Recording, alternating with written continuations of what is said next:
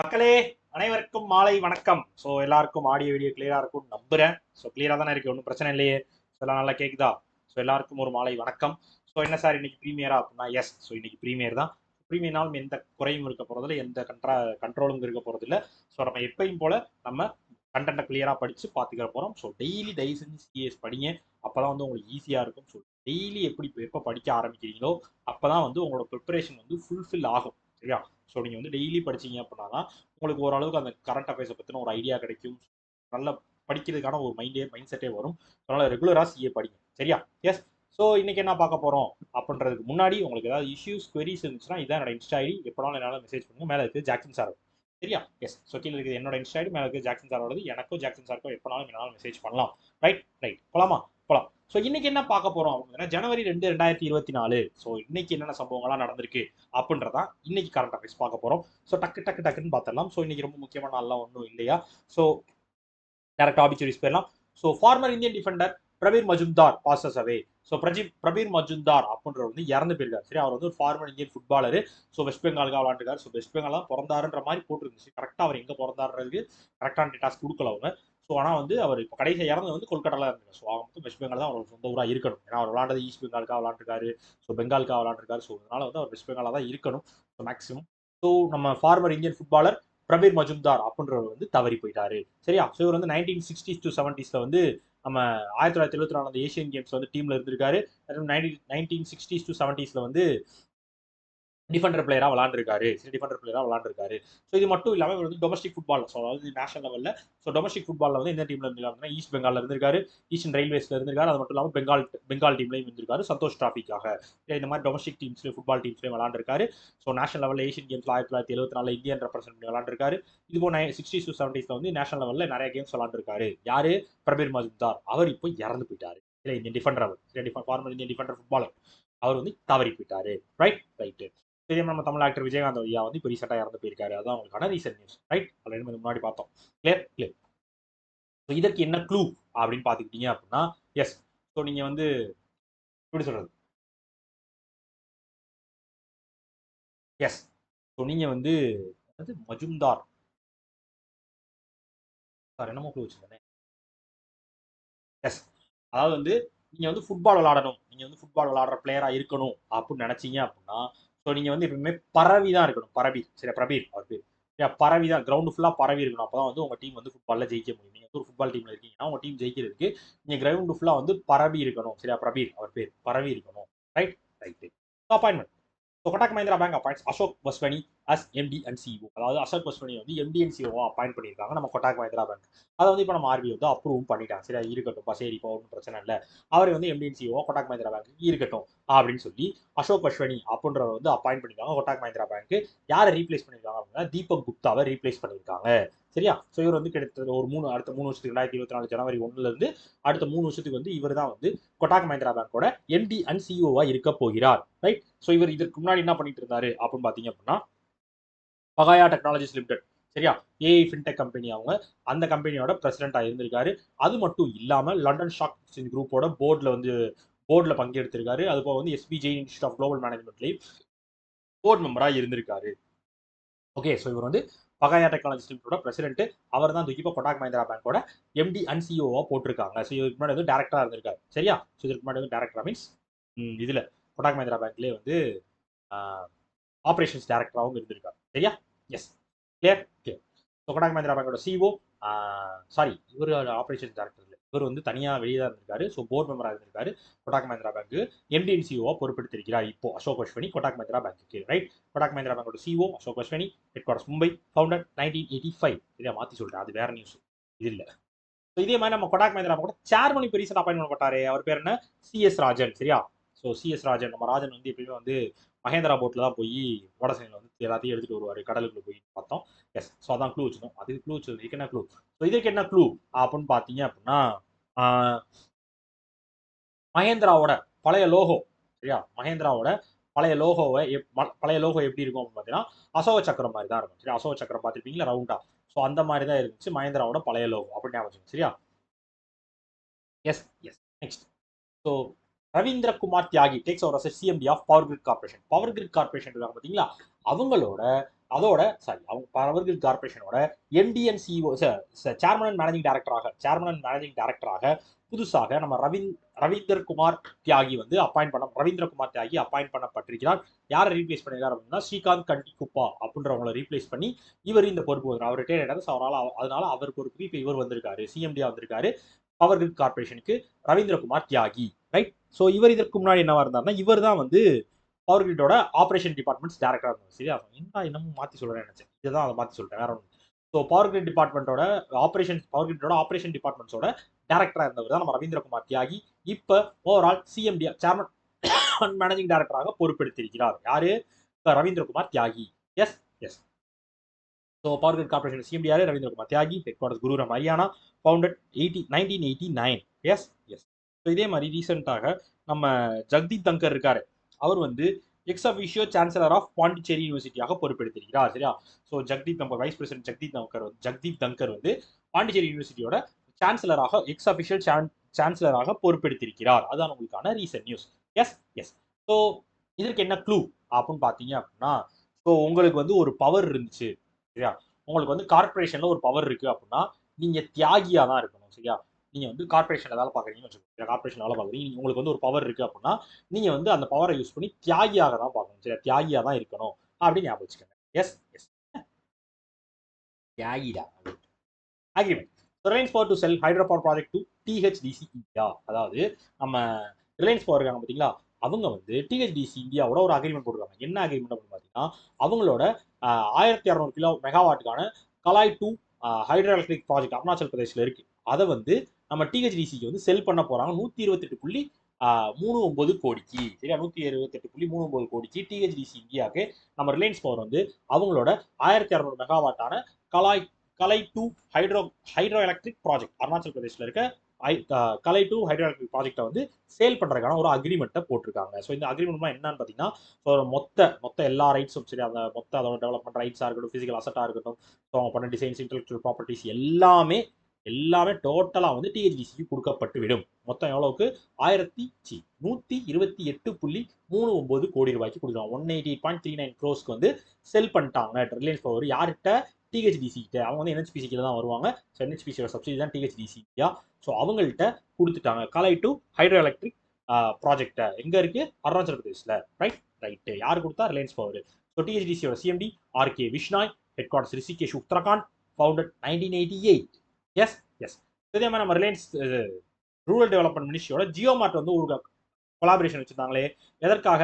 So self help group products எல்லாம் வந்து sale பண்ணணும், ரீச் எக்ஸ்பேண்ட் பண்ணணும் அப்படின்றதுக்காக ஜியோ மார்ட்டோட நம்ம மினிஸ்ட்ரி ஆஃப் ரூரல் டெவலப்மெண்ட் வந்து ஒரு கொலாபரேஷன் வச்சிருந்தாங்க. அதுவும் ரிலையன்ஸோட தான். ரைட்டு. கிளியர். ஸோ இதே மாதிரி ரீசெண்டாக நம்ம ரிலையன்ஸ் இண்டஸ்ட்ரீஸ் வந்து பயோகேஸ்க்காக ஒருத்தவங்களோட டைப் வச்சாங்க. ரிலையன்ஸ் இண்டஸ்ட்ரீஸ் வந்து பயோகேஸ் அப்ளைக்காக ஒருத்தவங்களோட டைப் வச்சாங்க. யார் கூட வச்சாங்கன்னு சொல்லி ரிலையன்ஸ் பயோகேஸ்க்காக ஒரு சப்போர்ட் ஒரு டைப் ஒன்று வச்சாங்க. Compressed biogas, CNG. கரெக்டாக? சிபிஜியா சிஎன்ஜி, அதான் கம்ப்ரஸ்டு பயோகேஸ்க்காக டைப் வச்சாங்க. யார் கூட வச்சாங்கன்னு கமெண்ட் பண்ணுங்க பார்ப்போம். எஸ், எத்தனை பேர் தெரிஞ்சிருக்கு? கொஞ்சம் பழைய நியூஸ், முன்னாடி இருந்து படிக்கிறவங்களுக்கு தெரிஞ்சிருக்கும், புதுசாக படிக்கிறவங்க தெரிஞ்சு வச்சுக்கோங்க. Ya yes. Defence. Rajnath inaugurates first all girls Sainik school in Mathura UP. அதாவது ஒன்றும் இல்லையா, ஸோ மதுரா உத்தரப்பிரதேசில் வந்து ஒரு சைனிக் ஸ்கூல் ஒன்று வந்து கொண்டு வராங்க. முதல் ஆல் பெண்கள் முழு பெண்கள் சைனிக் ஸ்கூல், தமிழில் சொல்லலாம், அப்படிதான் சொல்லலாம். சரியா. ஸோ அது பேர் வந்து சம்பித் குருகுலம் கேர்ள்ஸ் சைனிக் ஸ்கூல் அப்படின்னு சொல்லி ஒரு ஸ்கூலை வந்து இனாகிரேட் பண்ணி வச்சிருக்காரு நம்ம டிஃபென்ஸ் மினிஸ்டர் ராஜ்நாத் சிங். இதில் என்ன ஸ்பெஷல்? ஒரு ஸ்கூல் தான் பொண்ணு ஸ்கூல் அப்படின்னு. ஃபர்ஸ்ட் இந்த சைனிக் ஸ்கூல்லாம் என்ன தெரியும்? சைனிக் ஸ்கூல்னா வந்து என்ன, இது நார்மலான ஒரு ஸ்கூல் தான், ஆனால் வந்து டிஃபென்ஸ் டிபார்ட்மெண்ட் நடத்துவாங்க இந்த ஸ்கூலை. ஸ்கூலோட ஸ்பெஷாலிட்டி என்ன, மெயின் அப்ஜெக்டிவ் என்ன அப்படின்னா, ஸ்டூடெண்ட்டை வந்து அகடமிக்கலாகவும் மென்டலாகவும் ஃபிசிக்கலாகவும் நேஷனல் டிஃபென்ஸ் அகாடமிக்கும் இந்தியன் நேவல் அகாடமிக்கும் வந்து ரெடி பண்ணுவாங்க.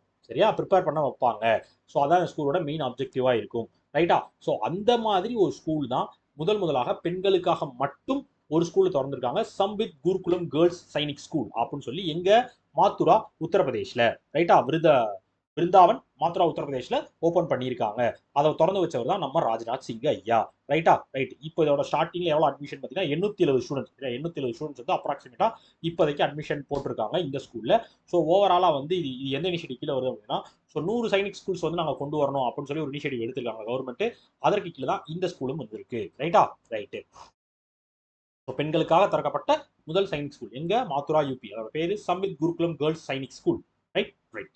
ஸோ இதே மாதிரி நம்ம டிஆர்டிஓட ஃபார்மேஷன் ஃபவுண்டேஷன் டே ஜனவரி 1ஆம் தேதி. சரி, 66வது ஃபவுண்டேஷன் டே வந்து இன்னைக்கு நேற்று அப்சர்வ் பண்ணப்பட்டிருக்கு. டிஆர்டிஓட 66வது ஃபவுண்டேஷன் டே வந்து ஜனவரி 1 2024 அப்சர்வ் பண்ணப்பட்டிருக்கிறது. Right? Right. PM to attend DGP conference at Jaipur. அதாவது ஜனவரி 5ஆம் தேதி ஜெய்ப்பூர்ல வந்து நம்ம இன்டெலிஜென்ஸ் பியூரோ தலைமையில ஒரு கான்ஃபரன்ஸ் ஒன்று நடக்க போகுது. என்ன கான்ஃபரன்ஸ் அப்படின்னு பார்த்தீங்கன்னா, director general inspector general of போலீசஸ்க்கான ஒரு கான்ஃபரன்ஸ் வந்து நடக்க போகுது. 3 நாள் கான்ஃபரன்ஸ். அதுல நம்ம மோடி ஐயா அந்த கான்ஃபரன்ஸை அட்டன் பண்ண போறாரு. ஸோ இது முக்கியமா இந்த கான்ஃபரன்ஸ் எதற்கானது, எதற்கு பத்தின டிஸ்கஷன்ஸ்க்கானது அப்படின்னு பார்த்தீங்கன்னா, ஆர்டிஃபிஷியல் இன்டெலிஜென்ஸ் பத்தினதும், சைபர் செக்யூரிட்டி பத்தியும், counter terrorism, left wing extremism and narcotic smuggling. So இதை பத்தின ஒரு டிஸ்கஷனுக்காகவும், இதெல்லாம் எப்படி கண்ட்ரோல்குள்ள வச்சுக்கிறது, எப்படி இதெல்லாம் வந்து லீகலைஸ் பண்றது அப்படின்றதுக்கான ஒரு கான்ஃபரன்ஸ் தான் இந்த annual conference of DGs and IG. IG of police. சரியா? Director general and inspector general of போலீஸஸ்க்கான ஒரு 3 டே கான்ஃபரன்ஸ். அதில் நம்ம மோடியை கலந்துக்க போறாரு. எங்க நடக்குது? ஜெய்ப்பூர்ல நடக்குது. யார் நடத்துறா? இன்டெலிஜென்ஸ் பியூரோ நடத்துறாங்க. ரைட்டா? ரைட். கிட்டத்தட்ட வந்து 100 பேர் வந்து பிசிக்கலா வந்து கலந்துக்கிற போறாங்க. அதே டைம்ல வந்து ஒரு 600 பேர் வந்து விர்ச்சுவலா இந்த கான்ஃபரன்ஸ்ல வந்து கலந்துக்க போறாங்கன்னு சொல்லியிருக்காங்க. ரைட்? ரைட். இன்டெலிஜென்ஸ் பியூரோட headquarters new Delhi. Director Tapan Deka, founded 1887. சரியா? எஸ். நேற்று பார்த்தோம் national chief secretaries conference. So national chief secretaries conference வந்து நடந்தே இருக்குது டெல்லியில். இது எதற்காக அப்படின்னா, ஈஸ் ஆஃப் லிவிங்கான ஃபோக்கஸ் பண்ணி இந்த கான்ஃபரன்ஸ் நடத்தியிருக்காங்க. நேஷனல் சீஃப் செக்ரட்டரிஸ் கான்ஃபரன்ஸ் நடத்தியிருக்காங்க. ரைட்? அதையும் மோடி ஐயா தான் வந்து நடத்தி வச்சாரு. ரைட்டா? இனாகிரேட் பண்ணி வச்சாரு. Clear? Clear. International collaboration launch between Vietnam's Lam Dong and Leh Ladakh. India's Leh Ladakh. அதாவது ஒன்றும் இல்லையா, ஸோ வியட்நாமில் இருக்க லாம்டாங் ப்ரொவின்ஸும் நம்ம இந்தியாவில் இருக்க லே லடாக்கும் வந்து ஒரு கோஆபரேஷன் இனிஷியேட்டிவ் ஒன்று எடுத்திருக்காங்க. Cultural exchange and tourism cooperation இனிஷியேட்டிவை எடுத்திருக்காங்க. சரியா? ஸோ இது எங்க இந்த கோஆபரேஷன் எங்க சைன் பண்ணப்பட்டது, இனிஷியேட்டிவ் எங்க தொடங்கப்பட்டது அப்படின்னா, டாலாட் வியட்நாம் அப்படின்ற இடத்துல தொடங்கப்பட்டிருக்கு. ஸோ இது என்ன அப்படின்னு பார்த்தீங்க அப்படின்னா, ஒன்றும் இல்லை, 2 ரீஜனுக்கும் வந்து ஒரு பாண்ட் மாதிரி போட்டுக்கிட்டு, ஸோ 2 பேரும் அவங்களோட டூரிசம் வந்து எப்படி பிளான் டெவலப் பண்ணணும், ஸோ அவங்களோட 2 பேரோட கல்ச்சரையும் வந்து எந்த விதத்திலையும் பாதிக்காம 2 இடத்தையும் வந்து யூனிக்கான டெஸ்டினேஷனாக மாற்றணும், டூரிஸ்ட் ஹப்பாக மாற்றணும் அப்படின்றதுக்கான ஒரு இனிஷியேட்டிவ் தான் இந்த initiative. Cultural exchange and tourism cooperation initiative எடுத்திருக்கிறது வியட்நாமும் இந்தியாவும். வியட்நாமில் லாம்டாங் ப்ரொவின்ஸும் இந்தியாவில் லே லடாக்கும் சேர்ந்து இந்த இனிஷியேட்டிவை எடுத்திருக்காங்க. ரைட்? ரைட்டு. ஸோ வியட்நாமோட capital Hanoi, currency Vietnam is dong, president Vo Van Tang. S yes. இதே மாதிரி நம்ம நிதின் கட்கரி இருக்காரு பாத்தீங்களா, யாரு? Road transport and highways minister இருக்காருல்ல, அவரோட கான்ஸ்டிட்யூன்சி என்ன சார்? சொல்லுங்க சார். அதை நான் சொல்றேன் சார், நீ கேட்டதை நான் கேட்டதை நீங்க சொல்லுங்க சார். ஸோ நிதின் கட்கரியோட கான்ஸ்டிட்யூன்சி வந்து Nagpur Maharashtra. Yes yes. So அவர் வந்து கிட்டத்தட்ட ஒரு 1170.16 கோடி ரூபாய் ஒதுக்கியிருக்காங்க. எதற்காக அப்படின்னா, லடாக்குக்காக. என்ன பண்ண போறாங்க? ஒரு 29 ரோட் ப்ராஜெக்ட்ஸ் பண்ண போறாங்க. ஸ்டேட் ஹைவேஸ், அதுபோல் நார்மலா டிஸ்ட்ரிக்ட் ரோட்ஸ் எல்லாமே போடுறதுக்கான ஒரு 1170.16 கோடி ரூபாய் ஒதுக்கி இருக்காங்க. யாரு? Highways and road transport ministry. அதோட மினிஸ்டர் நிதின் கட்கரி. அவரோட constituency Nagpur Maharashtra. Yes S.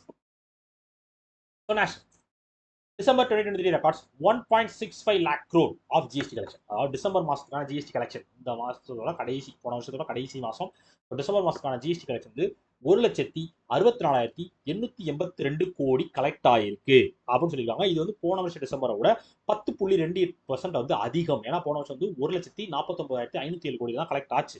இந்த வருஷம் 1,64,882 கோடி ரூபாய் கலெக்ட் ஆயிருக்கு டிசம்பர் மாசத்துக்கு மட்டும் ஜிஎஸ்டி. ரைட்டு. ஸோ இதை தொடர்ந்து இதனால என்ன ஆயிருக்கு அப்படின்னா, தொடர்ந்து 7வது கன்சிக்யூட்டிவ் மந்த், இந்த வருஷத்தோட முதல்ல 7வது கன்சிக்யூட்டிவ் மந்த் 1.6 lakh crore மேல ஜிஎஸ்டி கலெக்ட் ஆகுறது அப்படின்னு சொல்லியிருக்காங்க. S yes. ஸோ இதே மாதிரி நம்ம நவம்பர் மாசத்துக்கான ஜிஎஸ்டி கலெக்ஷன் எவ்வளோ பார்த்தீங்கன்னா 1.67. போன மாசத்தோட இந்த மாசம் கம்மி தான், இருந்தாலும் 1.6க்கு மேல. ஸோ போன மாசம் 1.67 lakh crore வந்து இருந்துச்சு நவம்பர் மாசத்துக்கான ஜிஎஸ்டி கலெக்ஷன். எஸ்.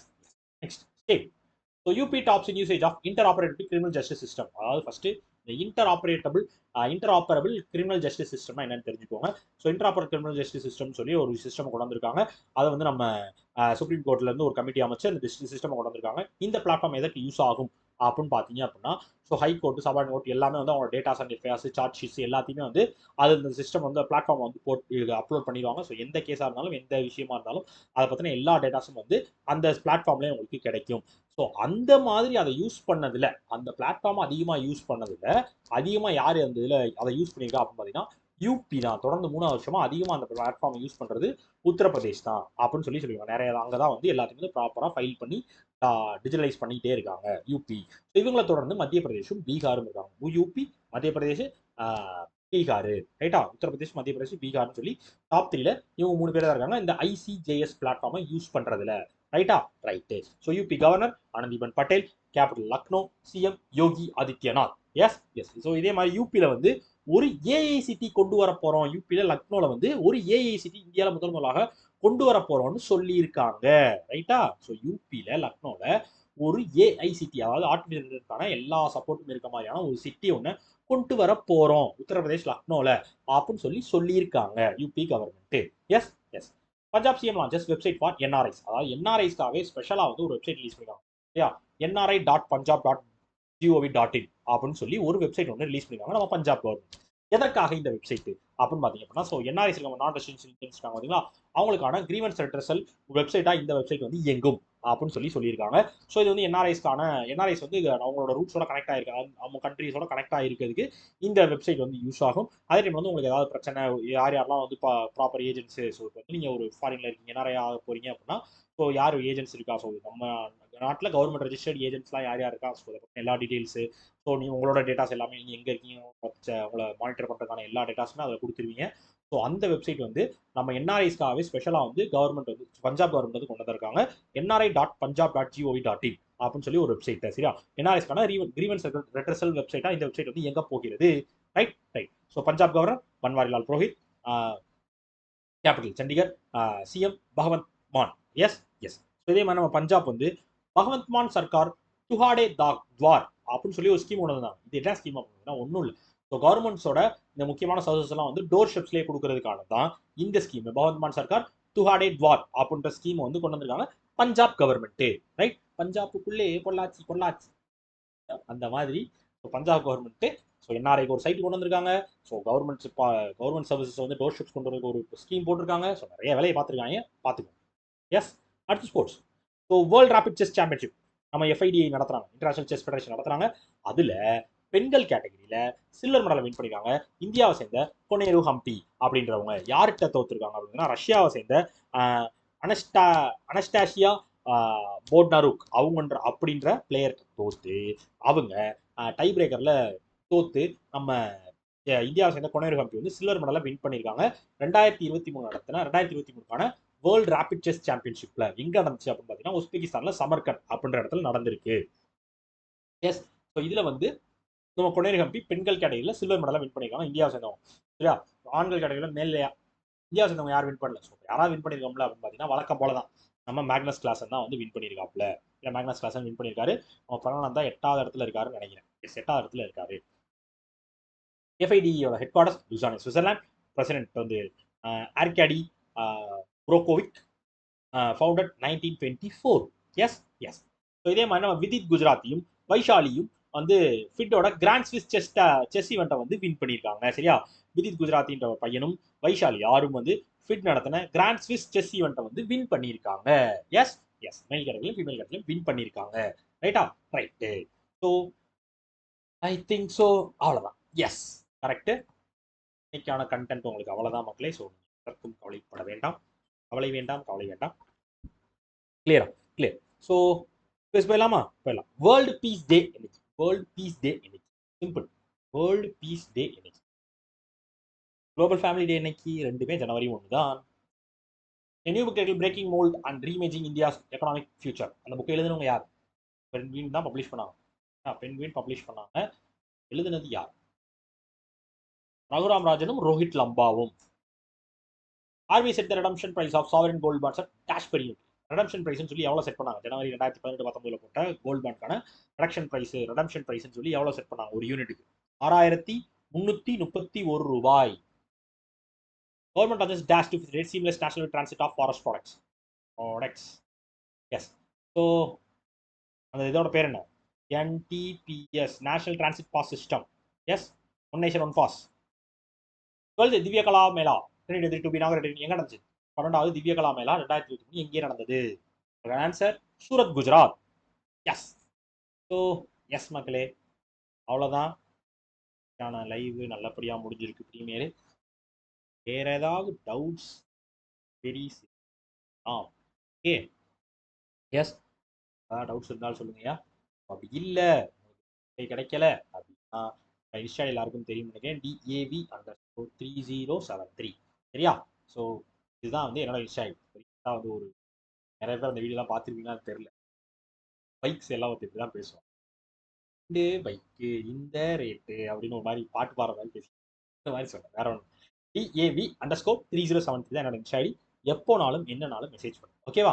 ஓகே மக்களே, வேற எதுவும் இஷ்யூஸ் பெரிஸ் இருக்காது நம்புறேன்.